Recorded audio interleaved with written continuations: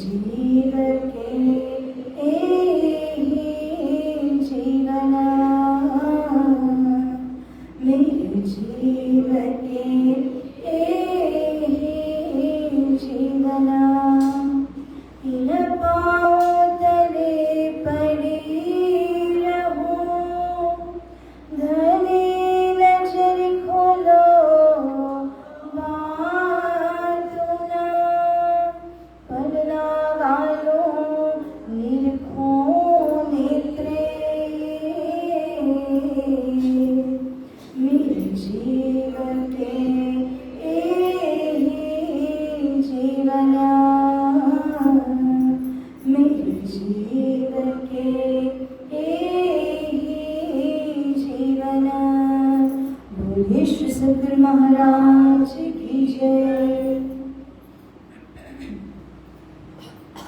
अक्षरातीत पूर्ण ब्रह्म परमात्मा जो सिंहासन के ऊपर विराजमान होकर के हम सभी को साक्षात दर्शन दे रहे हैं, एवं उपस्थित आप सभी सुंदर साथ जी, प्रयागराज और जो बाहर से पधारे हुए सभी सुंदर साथ जी, मंदिर के ट्रस्टीजन पुजारी महाराज जी और आपके परिवार के सदस्य और ऑनलाइन माध्यमों से जुड़ रहे, इस वाणी चर्चा का आनंद लज्जत उठा रहे समस्त सुंदर साथ जी को रचिता सखी का कोटि कोटि प्रेम प्रणाम। सुंदर साथ जी, हम लोगों ने छोटी अर्जी के ऊपर चर्चा को श्रवण किया था, 6 चौपाइयों तक हमने श्रवण किया था। तो आइए हम चौपाई को दोहरा करके मजल को आगे बढ़ाते हैं। अवगुण काढ़े गुण ग्रहे,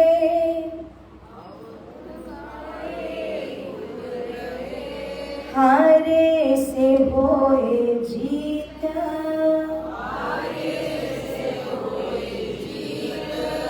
साहिब सो सन्मुख सदा,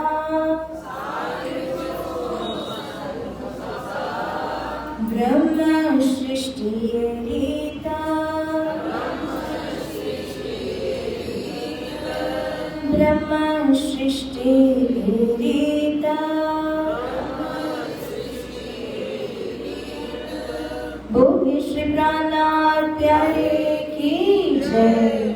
सुंदर साथ जी, एक बार सभी पंजे वाले की जयकार लगा करके उनसे आशीर्वाद लेंगे कि ये वाणी हम आत्मसात कर पाए। बोल बोल पंजे वाले की जय। ए सुख शब्दातीत के क्यों कर आवे जुबान। हे सुंदर साथ जी, अब आगे की चौपाई के अंदर महानतम बुद्धि के सागर महामती श्री प्राणनाथ जी हमें परमधाम के सुख का परिचय देते हुए कह रहे हैं कि ये जो धाम के सुख है वो तो शब्दातीत है। क्योंकि अगर आपको कहा जाए कि आप किसी सुख का वर्णन करके बताइए, लेकिन अगर हम उसका वर्णन करने लग जाएं तो शब्द नहीं मिल पाते हैं। हम अनुभव तो कर सकते हैं। इसी तरह से अगर गूंगा हो और उसके मुख में गुड़ रख दिया जाए और उसको बोलो कि तुम इसका वर्णन करके बताओ तुमको कैसा लगा, परंतु वो बोल नहीं पाएगा, उसके पास शब्द जुबान कुछ भी नहीं होगी। इसी प्रकार से साथ जी, हम जो यहाँ पर इस झूठे नश्वर शरीर के बीच में बैठे हुए हैं, हमारे लिए श्री परम धाम के अखंड सुख कैसे हैं? शब्दातीत है। चितवन के माध्यम से अगर कभी आपको अनुभव हो गया, आपने अपने हृदय के अंदर वो सुख को अनुभव किया, लेकिन अगर कोई कहे ना कि आप उसका वर्णन करके थोड़ा सा तो बता दीजिए, मगर हम बता नहीं सकेंगे क्योंकि वो शब्द और वाणी से परे होता है। इसी को अनुभव कहते हैं, जो हृदय में होता है, और उसके अलावा कोई भी इस अनुभव को समझ नहीं पाएगा जिसने वो अनुभव किया है। क्यों कर आवे जुबान, स्वयं महामती श्री प्राणनाथ जी, जो कि श्री राजी महाराज जी की वो पंच मुख्य शक्तियों से संपन्न होने के बाद भी ये व्यक्त कर रहे हैं कि मेरे पास शब्द नहीं है कि मैं अखंड धाम के सुखों का वर्णन आपके समक्ष कर पाऊं। ये मेरी जुबान में नहीं आ पाते हैं। बाल थे बुढ़ापे लग, जब संसार में जन्म लेकर के आए, बाल्यकाल से लेकर के जीवन को आपने व्यतीत किया, बुढ़ापन तक पहुंचे। बीच में जवानी यौवन अवस्था जब आती है और कई प्रकार के अनुभव आप उस दरमियान भी करते हैं, मगर वो सारे अनुभव जो किए गए हैं इनको हम शब्द के अंदर कदापि बांध नहीं सकते, क्योंकि मेरे सिर पर कौन खड़े हैं? सुंदर सा जी, हम तो कई वर्षों से इस चौपाई को जानते हैं, बोलते हैं, और हमारी रटी रटाई है ये चौपाई, है ना, कि मेरे सिर पर खड़े सुभान। लेकिन अक्सर ये हो जाता है कि जब कोई आपत्ति की घड़ी आ जाए, उस समय ये चौपाई कहाँ चली जाती है? हमारे अंदर ही रह जाती है। हर पल हर क्षण वो सुभान, वो प्रियतम धनी हमारे सिर के ऊपर एक पैर से खड़े हुए हैं। यही तो कारण है कि संसार में आने के बाद भी आपको एक रक्षा कवच मिल जाता है। याद करिए, आप वितक प्रसंग के अंदर जब 12 जने मोमिन संदेश लेकर के बादशाह औरंगजेब के पास में गए, तो उन्हें पता था कि शायद उम्र कैद की सजा भी हो सकती है, या तो ये हो कि बहुत कड़ी सजा हमको सुनाई जा सकती है, ज्यादा से ज्यादा होगा तो क्या कि हमें सूली पर चढ़ाया जाएगा। लेकिन हर उस चीज के लिए वो तैयार थे। वजह ये थी कि हम सिर नूर जमाल, जिसके सिर के ऊपर स्वयं धाम धनी छत्र छाया डाल करके खड़े हुए हैं, उन मोमिनों को, उन भक्त आत्माओं को इस बात की कोई चिंता नहीं थी कि हमारा क्या होगा। जैसे छत्रसाल जी महाराज, जिन्होंने इतनी सारी लड़ाइयां लड़ी, श्री प्राणा जी के आशीर्वाद दी हुई तलवार के माध्यम से रुमाल लपेट करके वो जब भी युद्ध भूमि में जाते, एक ही बार तलवार चलाने की आवश्यकता पड़ती, क्योंकि उसके पश्चात सारे शत्रु आपस में छत्रसाल देख करके संहार कर देते थे एक दूसरे का। तो कभी लड़ने की आवश्यकता नहीं थी, क्योंकि जिनके सिराने पर स्वयं धामधनी जी खड़े हुए हैं ना, सुंदर साथ जी, और उसको आस्था है कि मेरे धनी मेरे सिर पर खड़े हैं, तब उसको माया की विपत्तियों से डर नहीं लगेगा। वो सतर्क जरूर रहेंगे, सतर्क तो रहना ही चाहिए, लेकिन वो भयभीत नहीं होंगे। क्यों भयभीत नहीं होंगे? क्योंकि यदि कदापि कोई ऐसी स्थिति आ भी जाती है ना, फिर भी मेरे धामधनी के आशीर्वाद से, रक्षा कवच की वजह से वो चीज, वो मुसीबत टल भी जाएगी। गुजराती में एक बहुत अच्छी सी कहावत है कि जब कभी एक हथौड़ा आकर के सिर को लगने वाला हो और सिर के ऊपर अगर पगड़ी बांधी हुई हो, तो वो बड़ी सी चीज आती है, बड़े वेग से आती है, सिर के ऊपर प्रहार भी करती है, मगर वो पगड़ी बांधी है ना तो लगता कुछ नहीं है। किसी पूर्व कर्म की वजह से वो मुसीबत, वो आफत आई थी जो भुगतान करना था, मगर रक्षा कवच क्या था? वो पाग बांधी हुई थी ना, तो पाग से टकरा करके वो चीज गिर गई और वो प्रहार आपको लग नहीं पाया, चोट नहीं लगी। इसी प्रकार से धामधनी जी का रक्षा कवच वो सिर के ऊपर सदैव रहता है। मगर साथ जी इस बात को याद रखिए, जो लोग मेहर सागर दैनिक रूप से निष्ठा के साथ में करते हैं ना, उनके लिए ये रक्षा कवच इतना मजबूत बन जाता है। किसी भी चीज की साधना करोगे तो वो चीज के अंदर पावर आ जाती है, और किसी चीज को आज किया, 10 दिन तक नहीं किया, जब मन लगा तो फिर से करने लगे, तो उसके अंदर वो पावर नहीं आ पाती है। जो चीज, जो पाठ अगर आपने नित्य नियम से और अच्छे प्रकार सिंसियरली किया होगा ना, तो उसके अंदर शिराजी की शक्तियां बहुत मात्रा में उतर जाती हैं और माया में आने वाली आपत्ति विपत्तियों से आपकी रक्षा करती है।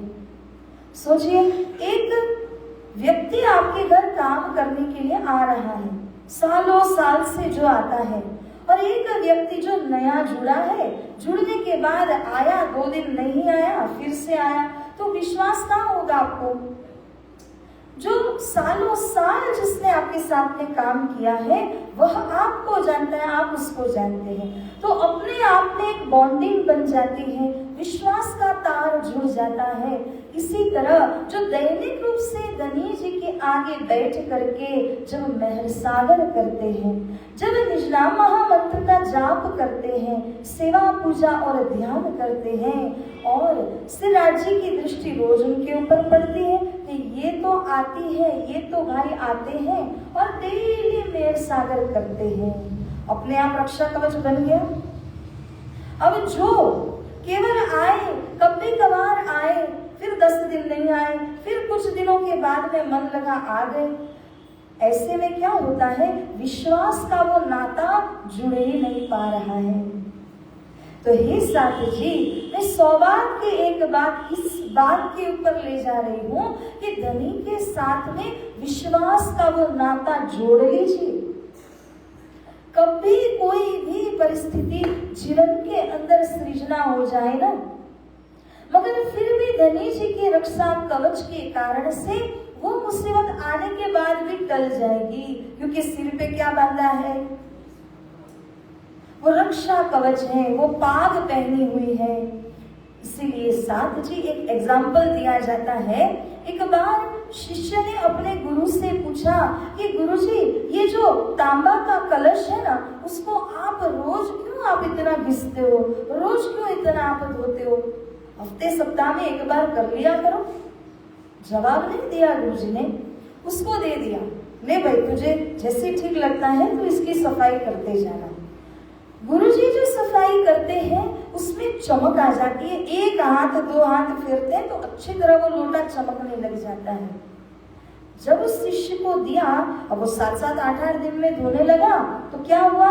चमक तो आने से दूर रही, सफाई भी पूरी तरह नहीं हो पाती। तो अब उसके लोटे की कैसी दशा हुई? हमारे चित्त के जैसी दशा हुई है साधु जी।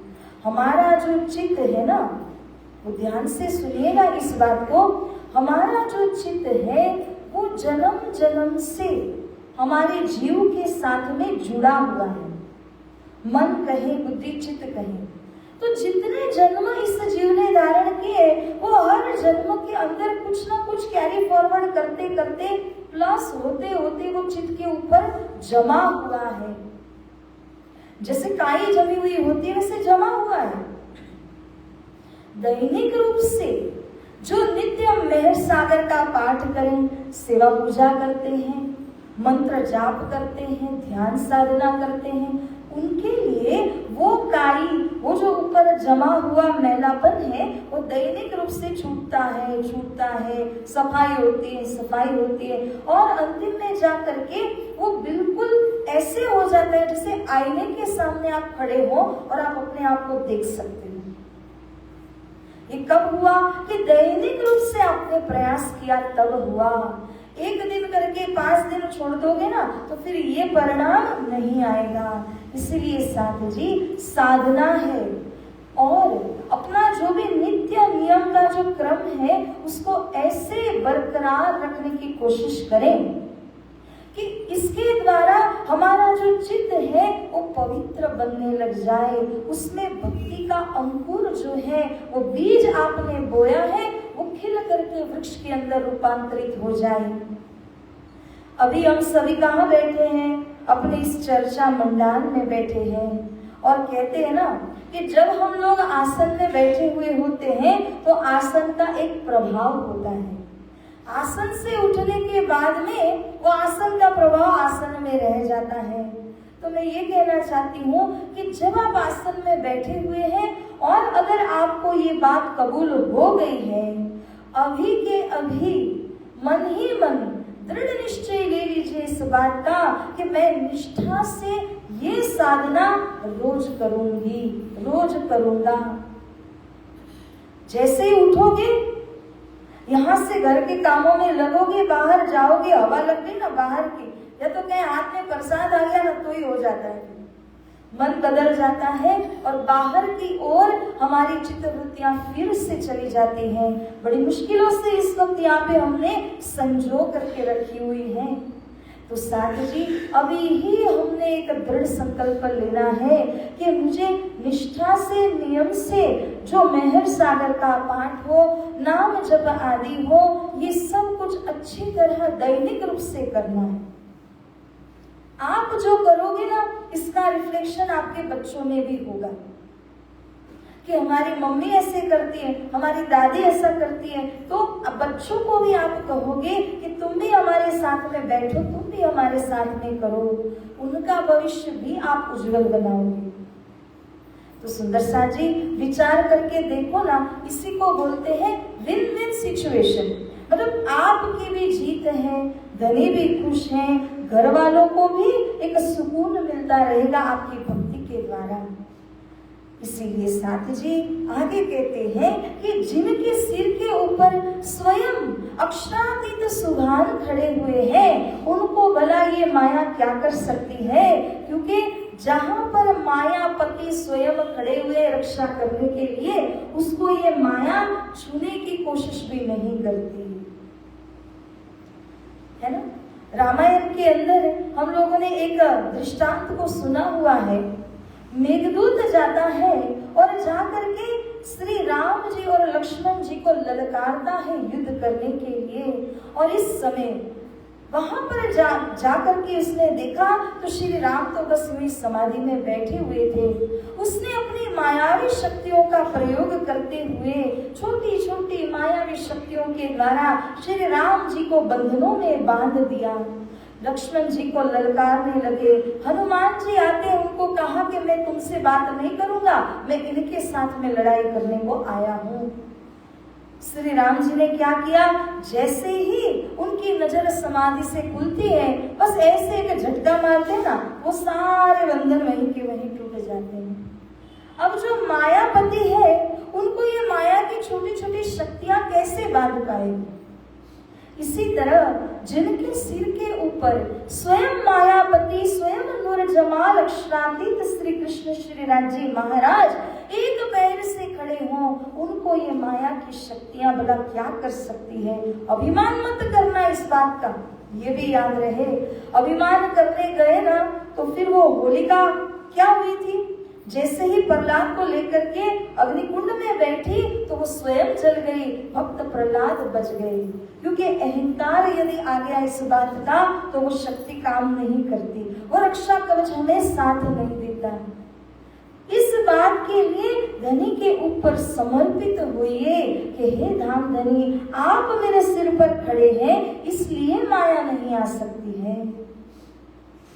पुनः श्री इंद्रावती सखी आगे कहती है, नजर से नकाढ़ी मुझे, हे मेरे धाम धनी, अव्वल से आज दिन, जब से हम सतगुरु के साथ मिले तब से लेकर के सतगुरु की कृपा दृष्टि हमारे ऊपर सतत बनी हुई है, निरंतर बनी हुई है।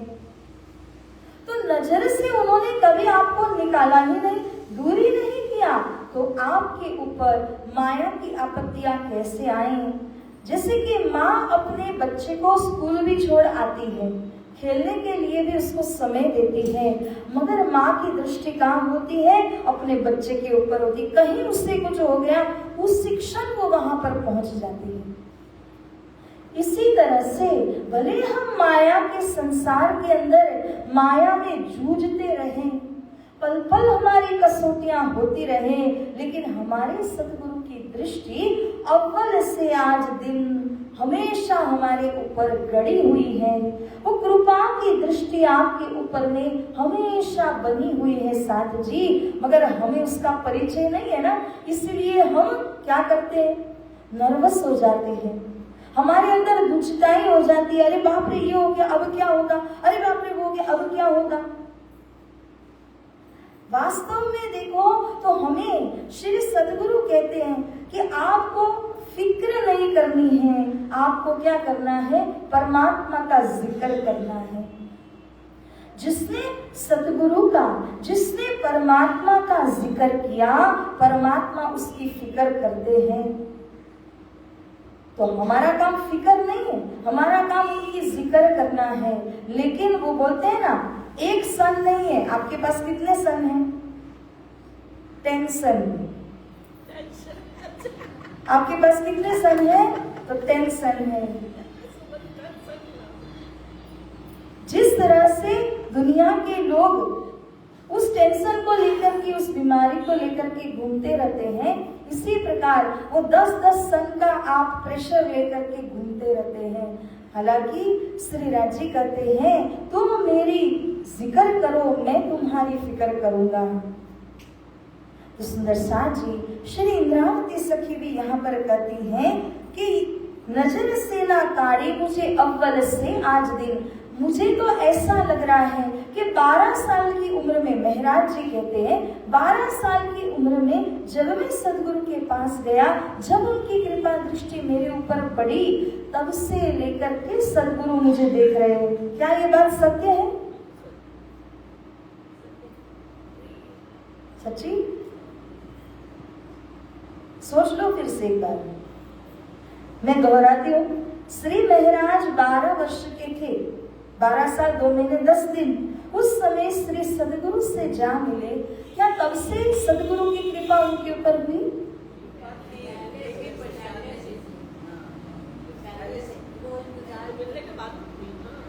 कृपा कब से होती है? मूल से होती है ना।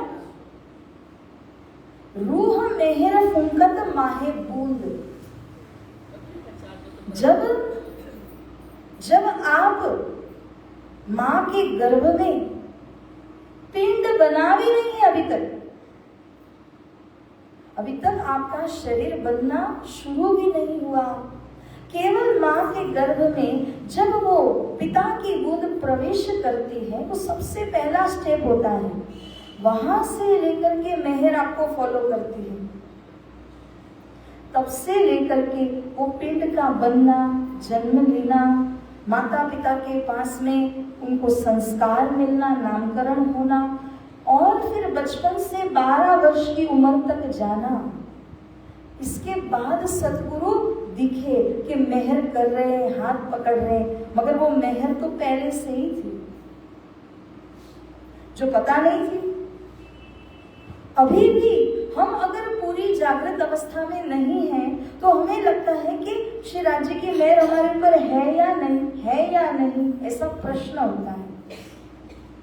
लेकिन सुंदर साथ जी, अगर आप इस ज्ञान के माध्यम से जाग जाते हो ना, तो जागने के पश्चात आप पीछे मुड़ करके देखोगे तो आपकी आत्मा साक्षी आपको देगी कि मेहर हर पल आपके ऊपर हो रही थी, और उसकी बदौलत आप वहां तक पहुंचे हैं, नहीं तो नहीं पहुंचते थे। तो 12 वर्ष में जब मिलाप हुआ, मेहर वहां से शुरू नहीं हुई है, मेहर तो बहुत पहले से शुरू हुई थी, और तब जाके 12 वर्ष की उम्र में मिलाप हुआ था। ऐसे ही हम सभी अपने जीवन में अगर पीछे मुड़ करके देखते हैं, तो देखोगे, अच्छा धनी की मेहर थी इसलिए ये हुआ था, धनी की मेहर थी इसलिए ऐसा हुआ था। अच्छा दौर आया, बुरा दौर आया, हर किसी अच्छे बुरे समय के अंदर कुछ ना कुछ अनुभूति आपको होती रही। वो सब इसलिए होता है क्योंकि मेहर का जो रक्षा कवच है वो हमेशा हमारे साथ साथ चलता है। मगर अनुभूति जो है ना, वो किसी दिन होती है, बस पीछे मुड़ करके देखोगे तो मेहर तो हमेशा थी, हमें मालूम नहीं था। तो इसीलिए आगे फरमाया है, क्यों कहूं मेहर महबूब की, जो करत ऊपर मोमिन। धनी की उस मेहर को मैं क्या कहूं या कितना विस्तार करूं, जो अपने आशिकों के ऊपर धनी करते हैं। कल हमने गजानन का दृष्टांत सुना था, तो जब आर्त पुकार किया, पहले उन्होंने किसका उद्धार किया? तो उस घड़ियाल का उद्धार किया कि जिसने उनके आशिक के पैरों को पकड़ा हुआ था। तो आशिक के ऊपर कितनी कृपा है, उस भक्त के ऊपर उनकी क्या दया दृष्टि होगी। सुंदर साथ जी, जिस तरह से कहते हैं ना कि 2 प्रकार के मेहर होती है, एक वो जो सार्वभौमिक यानी यूनिवर्सल है, सबके ऊपर है। चोर हो, चंडाल हो, सज्जन हो या दुर्जन हो, सबको मेहर की वजह से ऑक्सीजन मिलती है, सनलाइट मिलती है, धूप इत्यादि भोजन करने को मिलता है। क्या परमात्मा ने ऐसा कभी कहा है कि मेरी ऐसी स्कीम है कि जो मेरी भक्ति करेंगे मैं उन्हीं को खाना दूंगा या उन्हीं को मैं सनलाइट दूंगा, पानी दूंगा? वो तो यूनिवर्सल है, सबके ऊपर वो कृपा है, और चाहे कोई कैसा पापी क्यों ना हो उसे भी वो सब मिलता है। लेकिन एक और कृपा होती है जिसको कहा गया स्पेशल ग्रेस, वो विशिष्ट प्रकार की मेहर के बारे में यहाँ पर श्री प्राणनाथ जी बात कर रहे हैं। क्यों कर कहूँ मेहर महबूब की, वो महबूब की अपनी रूहों के ऊपर की एक स्पेशल, एक विशेष मेहर है जो केवल और केवल उन आशिकों के ऊपर होती है जो सदैव समर्पित रहते हैं। और जितना आपका समर्पण उतना ही यहाँ से मेहर की अनुभूति बढ़ती जाती है। सोचिए ना कि सूर्य तो उदय हो चुका है और सूर्य का प्रकाश तो सर्वत्र व्यापक है। आपने अपने घर की जो खिड़की, दरवाजे, सब कुछ एकदम बंद करके रखे हैं, वो प्रकाश अंदर आ ही नहीं पाएगा। प्रकाश तो सर्वत्र है, मगर आपने अपने दरवाजे को बंद किया हुआ है तो वो प्रकाश आप तक नहीं पहुंच पा रहा है। आपने सोचा कि लाओ एक छोटी खिड़की खोल दूं तो उतनी मेहर आ गई, उतना प्रकाश घर के अंदर आ गया। आपने सोचा अब मैं मेन डोर खोल देती हूँ तो उतनी जगह से वो प्रकाश अंदर आने को लगा। साथ जी मेहर तो उस सूर्य के प्रकाश की भांति व्यापक है, लेकिन जितने दरवाजे खिड़कियां आप खोलते जाते हैं उतना ही वो प्रकाश दिन प्रतिदिन आपकी आत्मा के अंदर विशेष रूप से और फैलेगा और फैलता जाएगा। तो मेहर में कमी नहीं है। कमी कहाँ है कि हमने अपने हृदय के जो किवाड़ है उनको बंद कर रखा है। उसे खोलने की कोशिश कीजिए। कैसे खुलेगा? तो जितना आप धनी की वो मेहर को चाहेंगे उतनी भक्ति आप करोगे, उतनी उपासना आप करोगे। ये नाम जप, परिक्रमा, ये सेवा पूजा, ये सब क्यों किए जाते हैं? धनी से समीप होने के लिए, धनी को रिझाने के लिए, धनी के साथ आपका संपर्क बना रहे, इसीलिए। जैसे कोई भी नई चीज आप लाए और आपको लगता है कि मैं पहले श्री राज जी को अर्पण करूं, उसके बाद मैं उसको यूज करती हूँ। आप पहले उसको मंदिर ले आए, मंदिर में ले आकर के आपने वो राज जी के चरणों में अर्पण किया। पुजारी जी से कहा आप भी स्पर्श कीजिए। क्यों? क्योंकि वो रात दिन धनी की सेवा में है।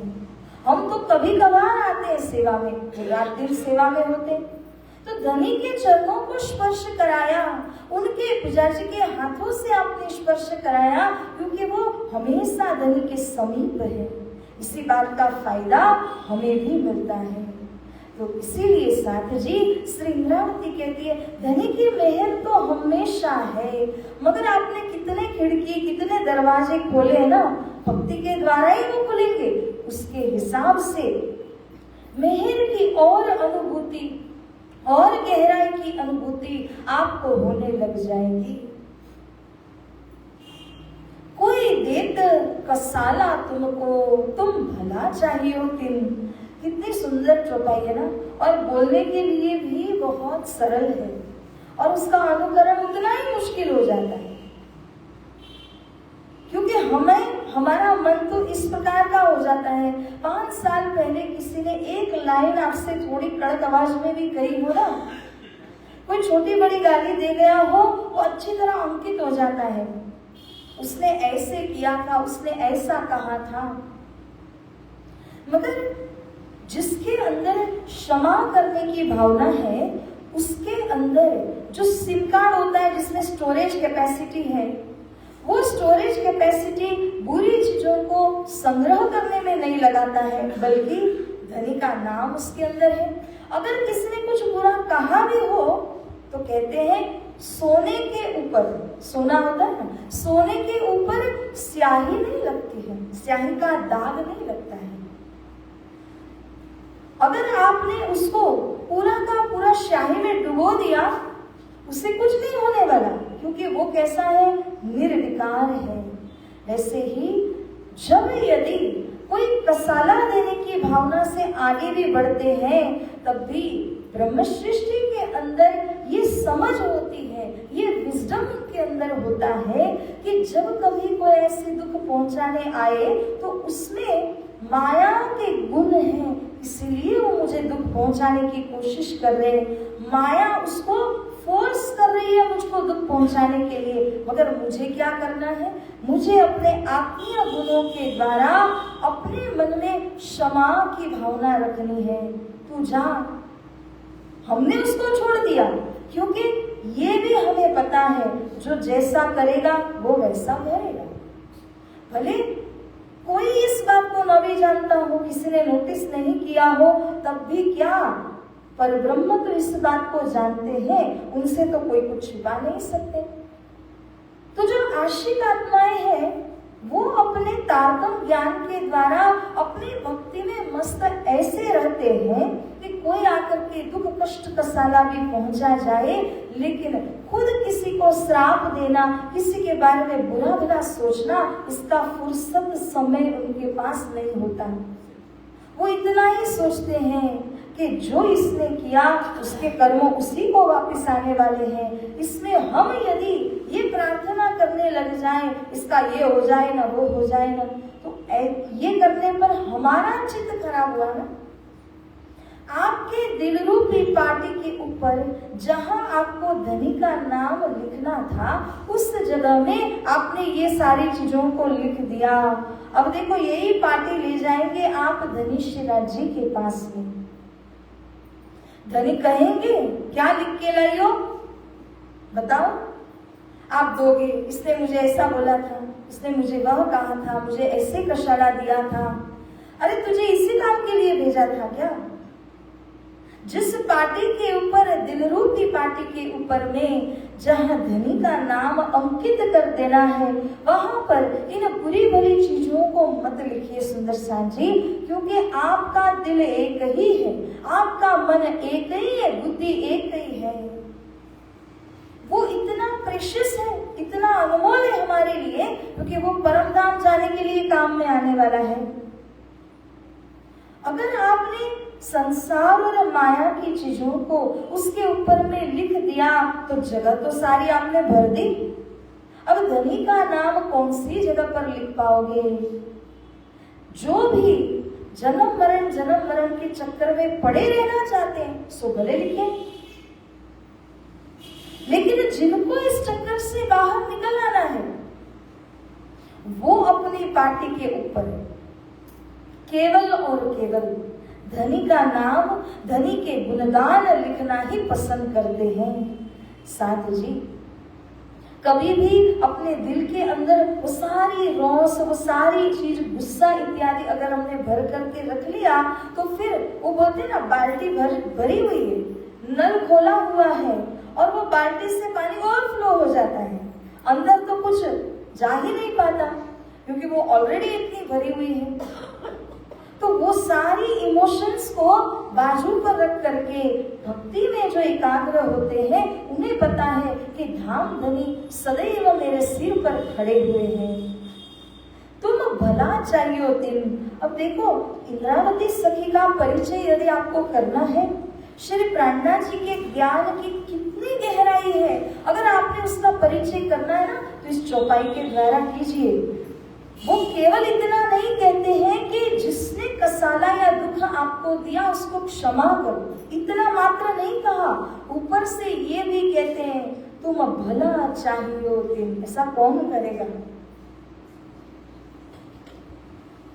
एक तो उनको कुछ आपको शराब इत्यादि तो देने की तो बात ही नहीं है, मगर और क्या करना है? भला सोचना है। भला क्या सोचना है हमें उनका? हे धनी, ये माया की वजह से ऐसे ऐसे कुकृत्य कर रहे हैं, न सोचने की सोच रहे हैं, इसीलिए सबको हानि पहुंचाने का काम कर रहे हैं, मुझे भी हानि पहुंचाए। मगर ये समझ है मेरे अंदर कि ये स्वयं नहीं कर रहा है, माया करवा रही है इसके द्वारा। तो हे पिया, हे धनी, मैं इसका भला सोचती हुई इसके लिए ऐसी प्रार्थना करती हूँ कि धनी आप इसको सद्बुद्धि दीजिए ना, इसका भला कीजिए ना, मेरी प्रार्थना से तो इसका काम हो जाएगा। कितनी गहराई की बात सुंदर साथ जी, सोच के देखिए एक बार के लिए, जिनको केवल संसार के जन्म मरण में फंसे हुए रहना है, वो लोग धनी को मुख दिखाने नहीं जाएंगे, लेकिन जो धाम से आए हैं उनको तो श्रीराज जी को मुख दिखाना है, उनको तो परम धाम में अपना रिपोर्ट कार्ड दिखाना है। उस रिपोर्ट कार्ड के अंदर आपने किसी को भी कुछ बुरा सोचा, बुरा कुछ कहा, वो भी तो नजर आएगा।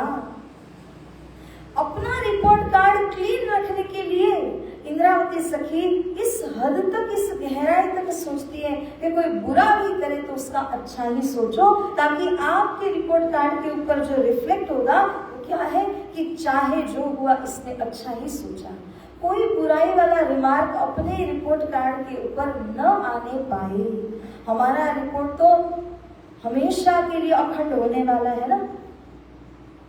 इसीलिए साथ जी उस रिपोर्ट कार्ड को ऐसे मेंटेन करो, इतना सुंदर बनाओ कि जब कभी आप उसको देखो, खेल की जब कभी याद आ जाए तो लगे वाह, खेल के अंदर जाकर के मैंने इतना सुंदर पात्र निभाया कि धनी की शाबाशी मुझको प्राप्त हुई। इतनी गहराई की सोच हमारे महामती श्री प्राणनाथ जी इस वाणी के जरिए हम आपको दे रहे हैं। साथ जी अगर आप किसी भी शास्त्र के अंदर, पुराण आदि के अंदर में देखें ना, इतनी गहराई में कोई लेकर नहीं जाता जितने हमारे धामधनी श्री प्राणनाथ जी वाणी के जरिए हमको ले जा रहे हैं। सरत धाम की न छोड़ियो, धाम से आए हो तो धाम में जो आपने शर्त करी है, यहाँ शर्त लगती है ना, ऐसा होगा तो तेरे 1000 रुपए तेरे हो जाएंगे, ऐसा होगा तो तूने मुझको 1500 देने पड़ेंगे। तो शर्त लग जाती है, एक वादा बन जाता है अपने आप में। वैसे ही धनी से हम शर्त लगा करके वादा करके आए हैं कि हे पिया, हे धनी, खेल में जा रहे, माया में जाएंगे, संसार को देखेंगे, मगर संसार के गुण से प्रभावित हुए बिना, माया से प्रभावित हुए बिना आपको ही याद करेंगे, भूलेंगे ही नहीं। चलो भूल तो गए, याद दिलाने के बाद तो न भूलें, ये तो हमारा कर्तव्य बनता है ना। एक क्लास था, उसमें बहुत सारे विद्यार्थी थे। एक ऐसा प्रश्न टीचर ने पूछा, किसी को जवाब नहीं आया। अब कौन किसके ऊपर हंसेगा, किसी को नहीं आया।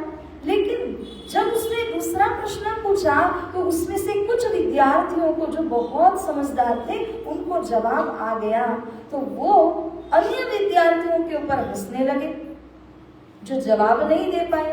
तो हंसी कब होती है, किसी को आता है और किसी को नहीं आता है, तब हंसी होती है। किसी को नहीं आया तो हंसी कौन किसके ऊपर करेगा। वैसे ही अब ब्रज में देखिए, रास में देखिए, प्रेम तो भरपूर किया पिया श्री कृष्ण से, लेकिन ज्ञान नहीं था, किसी में नहीं था, तो कौन किसके ऊपर हंसेगा। यहाँ जागने के ब्रह्मांड के अंदर में वो ज्ञान पिया जी ने स्वयं ने आकर के आपको परोसा। इसके बाद भी अगर जो हम भूल जाते हैं ना, तो जो जागे हुए हैं ना, वो हमारे ऊपर हंसेंगे। मैं अक्सर ये बात सुंदर साथ से कहती हूँ, आजकल क्या है, वो सेल्फी वाला जमाना है ना। तो जब हमारी सेल्फी ली जाए या हमारा फोटोग्राफ लिया जाएगा, उस समय जिसने वाणी का रसपान किया, आत्मीय गुणों को जिसने साध लिया, उसके मुख के ऊपर एक आनंद होगा, उसको ही कहते हैं निजानंद।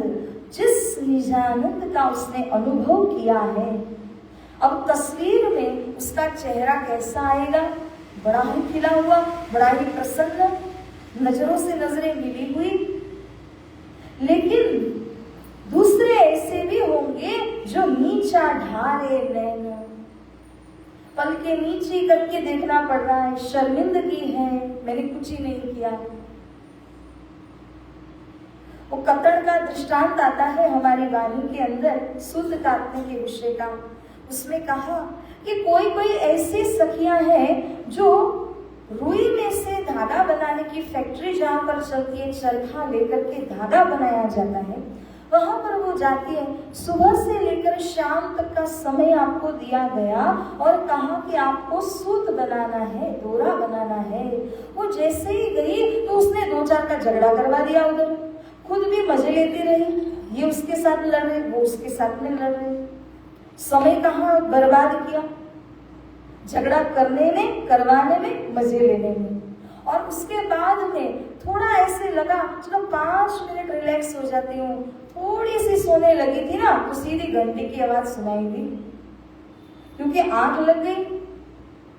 अब वो पूरे दिन भर का जो समय जो सूत काटने के लिए दिया गया था, उस समय पूरा ही उसने बर्बाद कर दिया, कुछ ही नहीं कर पाई। शाम के समय सारे एम्प्लॉई जा करके वो फैक्ट्री के मालिक के पास में जाते अपना अपना सूत देने के लिए। वो डोरा दे रहे हैं, उसके हाथ में तो कुछ है ही नहीं, वो क्या दे। जब भी वो डोरा बना करके सभी ने दिया तो जो मालिक है वो देखते हैं इसने किस प्रकार का डोरा बनाया है, मोटा है, बारीक पतला है या मीडियम क्वालिटी का बनाया है। जिस किसी क्वालिटी का बनाया होगा उसी अनुसार उसको रुपए दिए जाते हैं। जो सबसे फाइन अच्छा सा बनाता है उसको सबसे ज्यादा मोल दाम दिया जाता है। अब देखिए, हम यहाँ आए मनुष्य तन के अंदर में, हम यहाँ आए हुए हैं वही डोरा बनाने के लिए। डोरा 3 प्रकार का बन सकता है, मोटा बन सकता है, मीडियम, या तो एकदम अच्छी क्वालिटी का सुपर फाइन डोरा भी बन सकता है। अब कौन सा डोरा बना करके आप धनी को देंगे, उसी हिसाब से धनी उसका मूल्यांकन करके आपको शाबाशी भी देंगे, मोल भी देंगे। ये 3 डोरा हम कैसे समझेंगे सुंदर साथ जी? किसी ने डोरे बनाए हैं?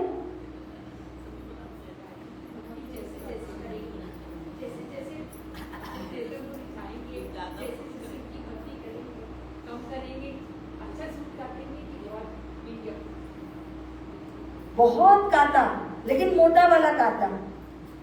वो मोटा, पतला और मीडियम, इसको कैसे समझेंगे?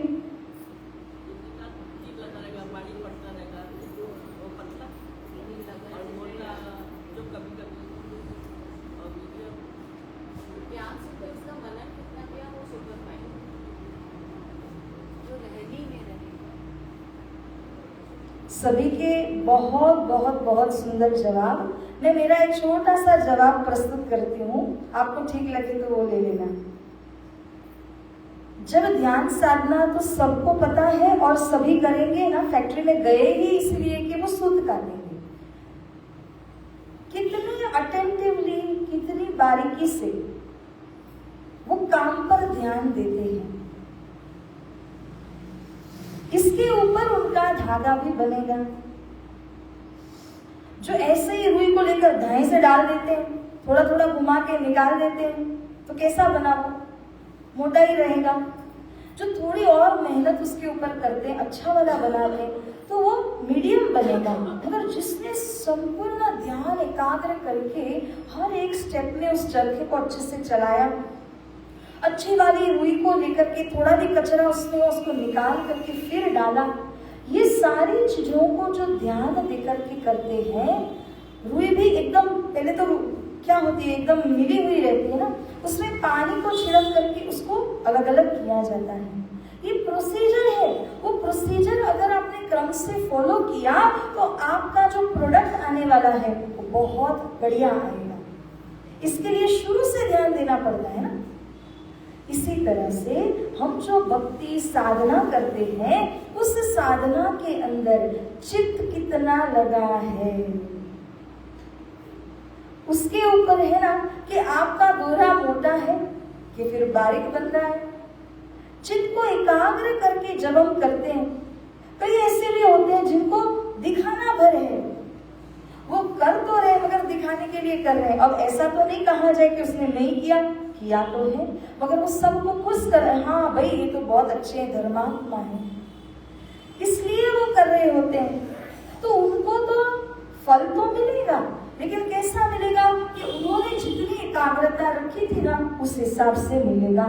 कोई ऐसे होते हैं जो कि ये समझ करके करते हैं कि मेरे आत्मा के धनी, मैंने उनको रिझाना है, वो भी अच्छा काम करते हैं, उनका सूत्र जो है वो मध्यम क्वालिटी का बनता है, क्योंकि लक्ष्य तो बिल्कुल सही है उनका। जो सुपर फाइन है वो इस तरह से बना कि साधना में जो सीढ़ियां हैं, वो सीढ़ी एक के बाद एक जिस क्रम से पार करनी चाहिए, इस तरह से वो पार करते हुए प्रोसीजर में जैसे डालना चाहिए वैसे करते हुए, और अंतिम में चित्त बड़ा एकाग्र हो जाता है।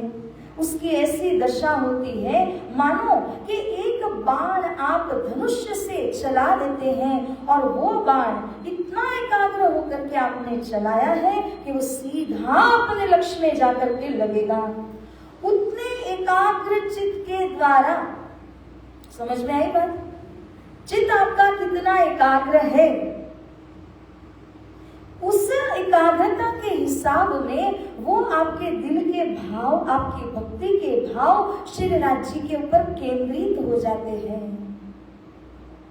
सेवा पूजा में ही देख लीजिए आप, सेवा पूजा करते समय कई ऐसा भी करते हैं, केवल एक टेप रिकॉर्डर लग जाता है, उसमें सेवा पूजा चल रही है, आप साथ साथ में गा रहे हो, भले ध्यान उधर है या कुकर की सीटियां गिन रहे हो, पता नहीं, एक प्रकार, मगर सेवा पूजा की, ये तो कह सकते हैं कि किया। दूसरा कि जो लोग खुद अपने हाथों से या खुद गा करके करते, मगर थोड़ा किया फिर थोड़ा सा घर का काम भी देखना पड़ा तो चले गए, ऐसा करते करते कर रहे हैं, वो मीडियम क्वालिटी का हुआ। लेकिन जो मालूम है कि घर के लोग इतने बजे उठने वाले हैं, उससे पहले उठ करके स्नान आदि करके अपना निवृत्ति करके एकाग्र चित्त से जो सेवा पूजा में लग गए, और जो उतने समय में अपने हाथों से पिया जी के ऊपर में केंद्रित होकर के उन्होंने जो सेवा की है धनी जी की, वो सेवा में जो सूत काटा है उन्होंने बड़ा बारीक होता है। ध्यान कहाँ है? पूरा ध्यान धनी पर ही है और कहीं नहीं। हमें लगता होगा ना कि सेवा पूजा हम क्यों करते हैं, भाई हमारे सासू माँ करती थी, घर में मंदिर है, अब मैं हूं तो मुझे करना है, ये भाव से कभी मत करना। अगर आपने इस भाव से किया ना तो वो मीडियम क्वालिटी वाला सूत काटोगे, क्योंकि आपने अपने ससुराल का धर्म मात्र अपनाया। आपको अपनाना क्या है? आत्मा का धर्म। मैं मेरे उद्धार के लिए धनी की सेवा में हूं। धनी चाहे तो हमारे जैसे कईयों को एक साथ में सेवा करने के लिए खड़ा कर देंगे, उसकी भी आवश्यकता नहीं है। धनी पलक झपकाते अपने उनके सारे काम बन जाते हैं। जब हम सेवा में खड़े हैं ना तो हमको शोभा मिल रही है, वो हमारा अहोभाग्य है कि आपको धनी की सेवा करने के लिए एक अवसर मिला, एक मौका मिला। तो सुंदर साथ जी, ये सब कहने के पीछे भावार्थ ये है कि जब भी सेवा पूजा कीजिए ना, ध्यान को एकाग्र करके नाम जप कीजिए, परिक्रमा कीजिए। भक्ति एक ऐसी चीज है कि जितना एकाग्र होकर के आप करोगे, उसका जो शुद्ध धनी के नाम का शुद्ध जो आपने गाता है वो बड़े ही अच्छी क्वालिटी का होगा, और तब धनी कहेंगे कि बहुत सुपर फाइन क्वालिटी का शुद्ध आपने गाता हुआ है, एकाग्र होकर के आपने भक्ति की हुई है। तो आगे बढ़ते हैं सुंदर साथ जी, जितना समय है। सूरत पीछे फिरा वो जिन, ये एक एक चौपाई का एक एक शब्द ऐसे आता है कि पूरा हम भारत घूम के आते हैं, क्योंकि सूरत, अब सूरत ना समझाए तो सूरत पीछे फिरा वो जिन कैसे समझा जा सकता है? सूरत किसको कहा?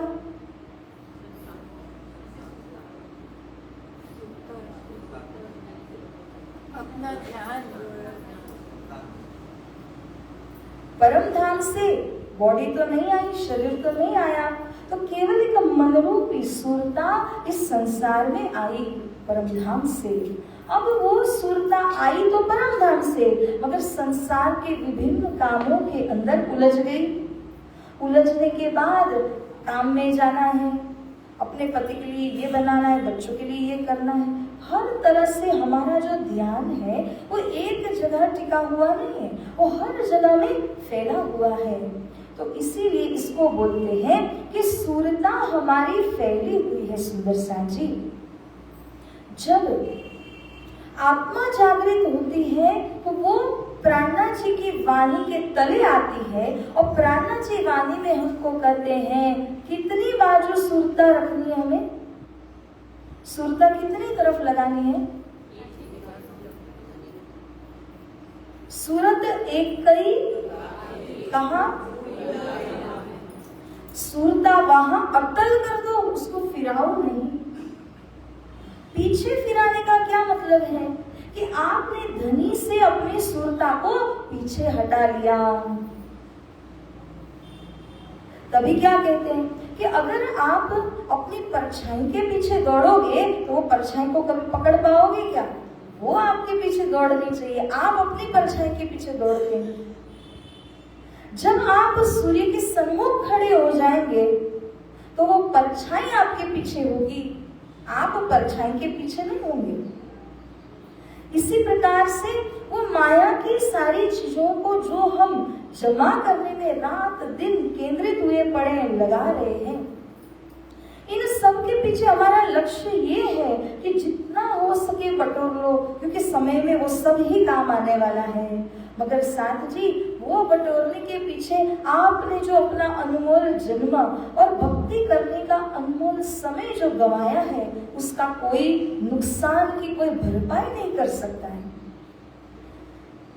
काम करता अति गणो, काम तो करना ही है, बहुत करना है, पूरी मेहनत से पूरी रिस्पॉन्सिबिलिटी से करना है, मगर इस बात को दिल में लेकर करना है कि जो भी काम करें वो धनी के चरणों में अर्पण कर दें। जो भी हम काम करें, जितनी मेहनत से हम काम करें, उस संसार का गुजारा करने के लिए तो भक्ति का समय भी निर्धारित करके अपना काम किया कीजिए। ये नहीं है कि भक्ति का समय छोड़ दिया, बहानेबाजी करने लगे कि मेरे पास तो समय नहीं है। जो कहते हैं ना कि हमारे पास समय नहीं है, आई एम बिजी, वास्तव में वो टाइम मैनेजमेंट नहीं करते हैं। जो टाइम मैनेजमेंट करने लग जाएं तो बहुत सी चीजों का समय और निकल आता है। और भक्ति को प्रायोरिटी दीजिए, क्योंकि भक्ति वो खजाना है, वो धन है जिससे पारलौकिक और लौकिक दोनों कार्य बनते हैं। संसार में भी सफल और परमधाम जाने के लिए आपने वो भक्ति को बांध लिया अपने साथ में, वो भी आप लेकर के जा सकते हैं। तो हर तरह का फायदा ये भक्ति करने से मिलता है, साधना करने से प्राप्त होता है। सुंदर सा जी, श्री महामती कहे पीछे पीछा न देखिए, नहीं किसी की परवाह। इसको अगर शाब्दिक अर्थ में केवल लिया जाए तो कई लोग इसको मिस इंटरप्रेट कर देते हैं, इसका अर्थ घटन पूरी तरह या अच्छी तरह नहीं कर पाते हैं। लेकिन महमत श्री प्राणा जी हमें अच्छी प्रकार से समझा रहे हैं कि जब आपने अपना लक्ष्य निर्धारित कर लिया कि ये जो आत्मा है वो आत्मा एक बाण है, उसको मैंने धनी के चरणों में यानी परमात्मा तक पहुंचाना है, वो उसका लक्ष्य है। बाण अगर अपने धनुष्य से छूट गया तो वो लक्ष्य में जाकर के ही ठहरेगा। अगर आप एकाग्र नहीं हुए तो वो बाण इधर उधर अपनी दिशा खो करके कहीं अन्यत्र चला जाएगा।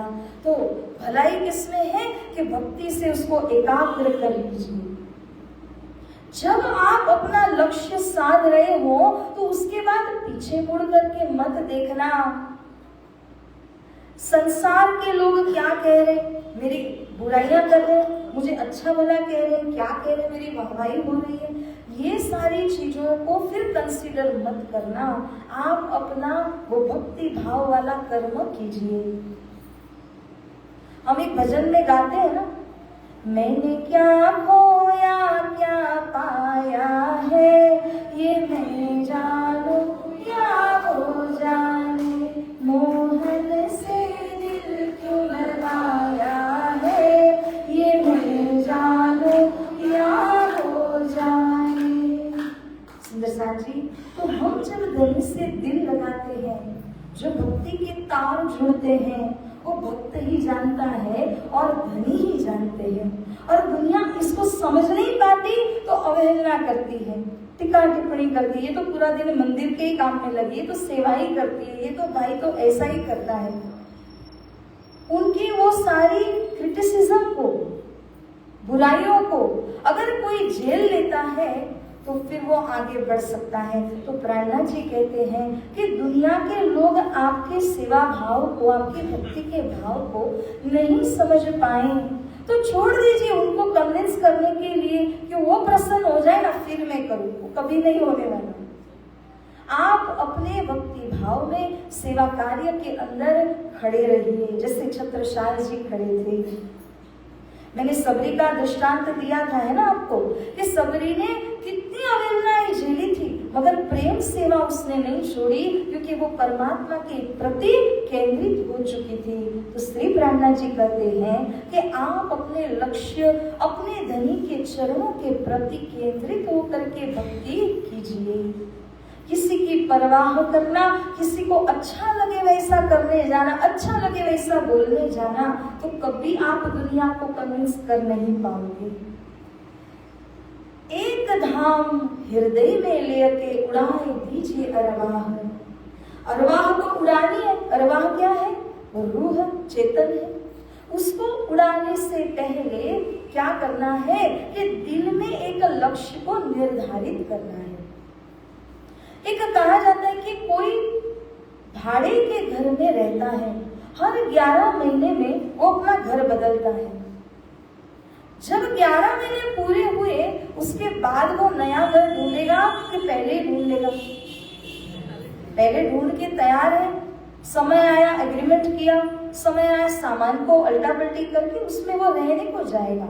लेकिन अगर वो बाद में ढूंढने लगा तो ये घर तो उसका छूट गया, अब क्या भटकेगा सामान के साथ, परिवार के साथ। हमारी आत्मा इस वक्त एक भाड़े के मकान में तो है, और ये मकान छूटने से पहले एक नया अखंड मकान, एक बड़ा महल, जिसको हमने कहा श्री रंग महल, द ब्लिसफुल डिवाइन मैंशन, उस आनंद के घर में सुंदर साथ जी हमने जाना है।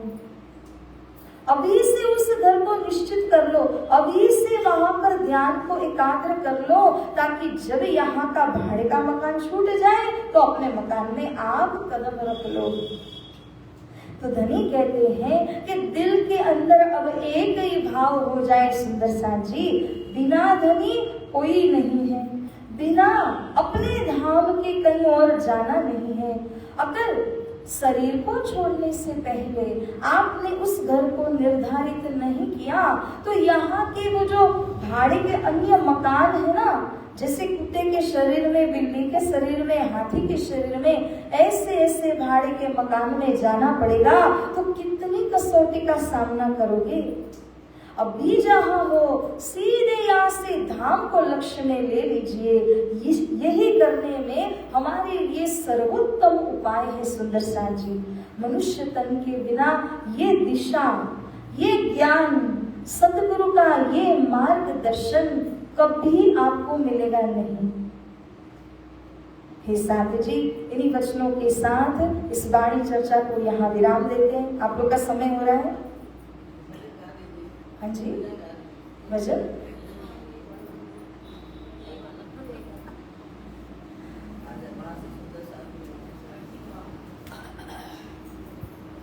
वो बजाएंगे।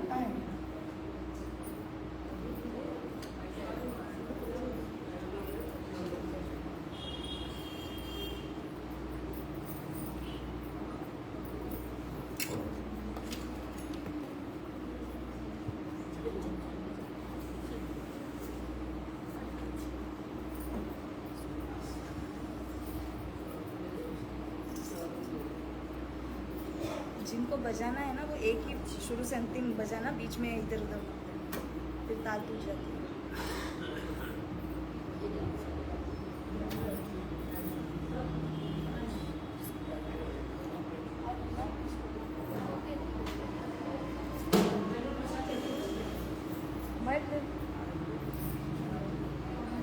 साथ में बोल देना।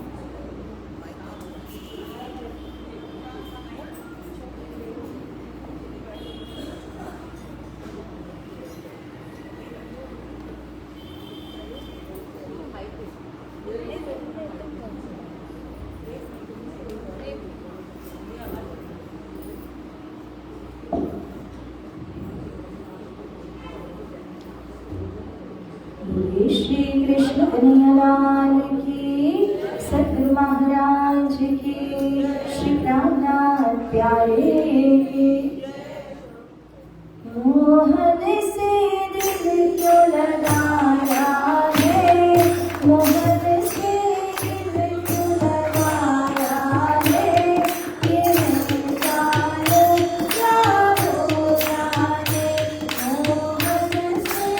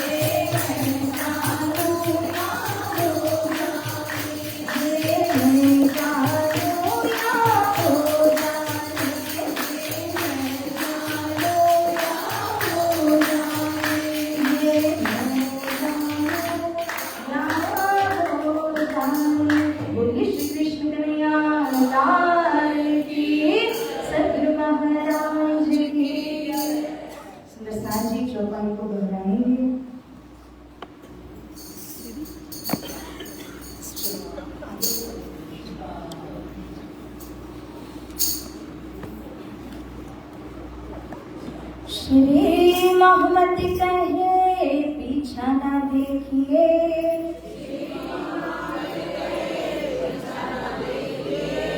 नहीं किसी की परवाह,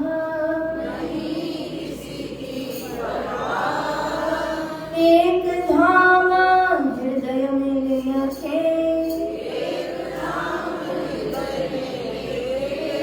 उड़ाए दीजिए अरवाह,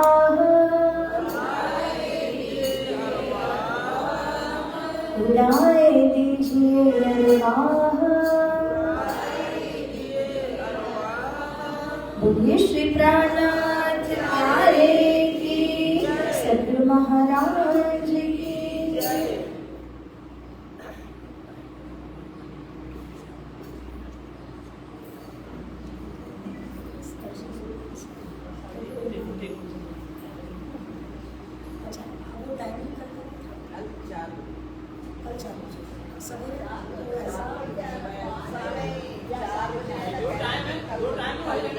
टाइम का इधर मत कीजिए, जो टाइम 4 बजे का अपना बना हुआ है नियम हो जाएगा, नहीं तो लोग कंफ्यूज हो जाएंगे। उनको 4 बजे का टाइम, 4 बजे टाइम 4 बजे बोला मंदिर में खाते करना है ना शाम को, तो जल्दी 4 बजे का टाइम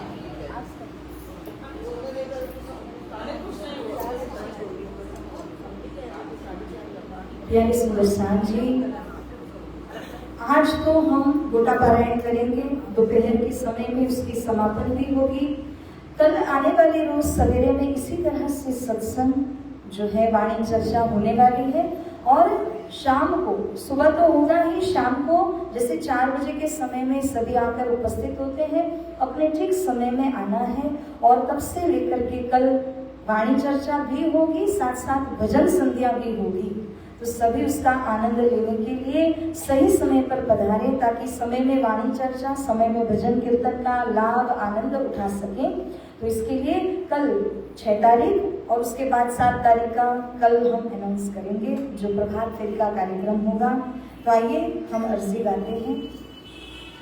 याजे तुम हो दिल से कीजियो मैं, अर्ज करो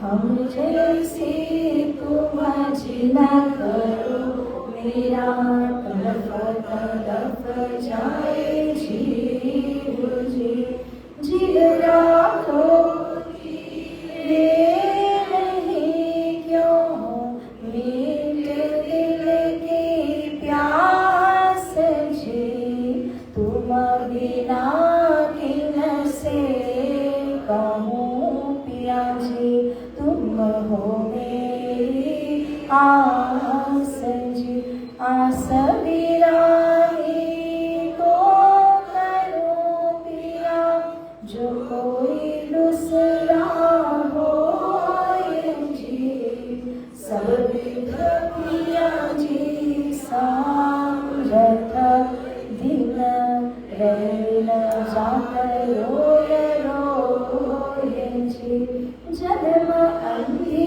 जो मैं होती पिया, सो तुम देखत कीजिए जी, जब तुम आप दिखाओगे, तब देखूंगी मैं नाम जी, एक पुकार पिया सुन के अब, ढील करो तुम जीवन जी, शुशुर खबर जो लीजियो मैं, अर्ज करो दिलहीन जी, एति अर्ज मैं तो करूं पिया, बीच पड़ी अंतराय जी, सो अंतराय तार के दुल्हा, लीजिए कंठ लगाए जी, कंठ लगाए कंठ सोभिया, कीजिए हास विलास जी, पार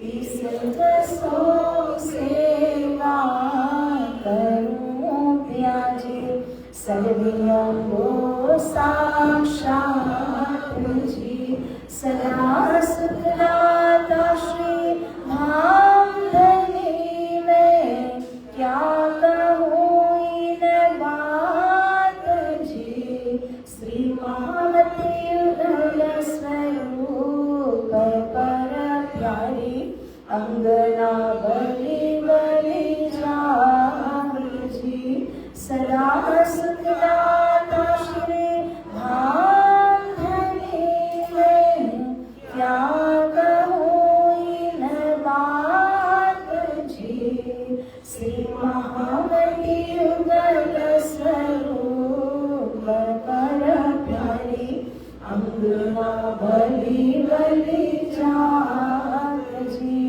पिया जी तुम होते सी कीजियो में अर्ज करूं मेरे पीर जी हम जैसे तुम जिला हो मेरा तड़प जाए जी मेरा तड़प जाए जीवन जी बोलो श्री प्राणनाथ प्यारे की सद्गुरु महाराज की